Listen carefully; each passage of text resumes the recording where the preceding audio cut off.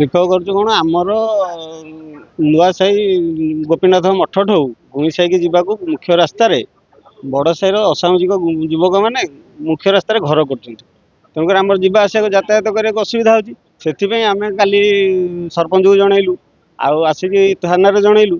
ଛୁଟି ଥିବାରୁ ଆଉ ସେ ମନା କଲେ। ଆଉ ଆଜି ତହସିଲଦାର ସାର୍ଙ୍କୁ ଦେଖା କରିବାକୁ ଆସିକି ଦାବିପତ୍ର ଆମେ ଦେଇଛୁ। ଦେଲା ପରେ ସେ କହୁଛନ୍ତି ଆର୍ଆଇକି ପଠେଇବେ ବୋଲି, କିନ୍ତୁ ସେ ଯିବାକୁ ନିଜେ ରାଜି ହେଉନାହାନ୍ତି। ସେଥିଲାଗି ଆମେ ଅଡ଼ି ବସିଛୁ ସେ ନିଜେ ଯିବାକୁ ସ୍ପଟ୍ ଉପରୁ। ସେ କାଲି ଛୁଟି ଥିଲା ଯେତେବେଳୁ ସେ ସକାଳୁ ଆରମ୍ଭ କରିକି ରାତି ସାରା ସେ କାମ କରିଚାଲିଛନ୍ତି। ବେଆଇନ ଭାବରେ କରୁଛନ୍ତି ମୁଖ୍ୟ ରାସ୍ତାଟାରେ। ଥାନାରେ ଜଣେଇଛୁ, ସରପଞ୍ଚକୁ ଜଣେଇଛୁ, ଆଜି ଆସିଛୁ ତହସିଲଦାର ସାର୍ଙ୍କୁ ଜଣେଇବୁ। ଘର ଭାଙ୍ଗିବା ପାଇଁ ମୁଖ୍ୟ ରାସ୍ତାରୁ ଜବରଦସ୍ତ ଉଚ୍ଛେଦ ମୁଖ୍ୟ ଦାବି। ଏଠିକି ଆଜ୍ଞା ଆସିଛନ୍ତି ଆମର ଗୋପୀନାଥ ନୂଆ ସାହି ଆଡ଼ୁ ଚଣ୍ଡୀ ଛକରୁ ଯିବାକୁ ନୂଆ ସାହି ଦେଇକି ଆମେ ଯିମୁ। ନୂଆ ସାହି ଦେଇକି ଯିବି ଗୋପୀନାଥ ମନ୍ଦିର ଦେଇକି ଆମେ ଗୁଇଁ ସାହିକି ଯିମୁ।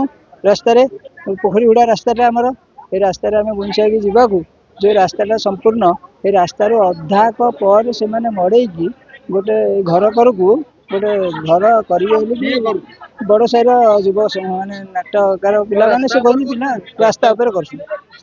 ତେଣୁ ଆମେ ଯିବାକୁ ରାସ୍ତା ସଂକୀର୍ଣ୍ଣ ହେଉଛି, କି ଜାଗା ନାହିଁ ଆଉ ଯିବାକୁ, ଗାଡ଼ି ମଟରଟେ ଯାଇପାରୁନି। ପଥର ପକେଇକି ଆଜ୍ଞା ଏତେ ବାଟ ବୁହାଉଛୁ କି ଯାହା କରୁଛୁ। ତେଣୁ ଏଇଟା ବନ୍ଦ କରିକି କିନ୍ତୁ ଶୃଙ୍ଖଳାରେ ରାସ୍ତା ଆମର ଛାଡ଼ାଯିବ ସେଇ କଥା କରନ୍ତୁ। ରାସ୍ତାଟା କିନ୍ତୁ ଆମର ରହୁ। ସେ ଆମର ଗୁଇଁ ସାହି ଯେଉଁ ବଡ଼ ସାହି ଗୋପୀନାଥ ମନ୍ଦିର ଠାରୁ ଆମର ଗୁଇଁ ସାହି ରାସ୍ତା, ସେ ବଡ଼ ସାହିର କିଛି ଅଭଦ୍ର ବ୍ୟକ୍ତି ରାସ୍ତାଟାକୁ ଦଖଲ କରି ସେ ଘର କରୁଛନ୍ତି।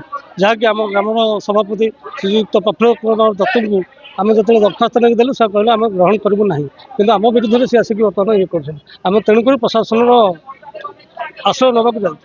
ତଥାପି ବି ସେ ପ୍ରଶାସନ ଆମ କଥା ଶୁଣୁନାହିଁ। ବେଆଇନ ଭାବରେ ସେମାନେ ଘର କରୁଛନ୍ତି। ସଭାପତି ତାଙ୍କୁ ଜଣାଇଲା ପରେ ସେ କହିଲେ ଯେ ଆମେ ତମ ଦରଖାସ୍ତ ରଖିବୁ ନାହିଁ। ବେଆଇନ କାର୍ଯ୍ୟକୁ ସପୋର୍ଟ କରୁଛନ୍ତି।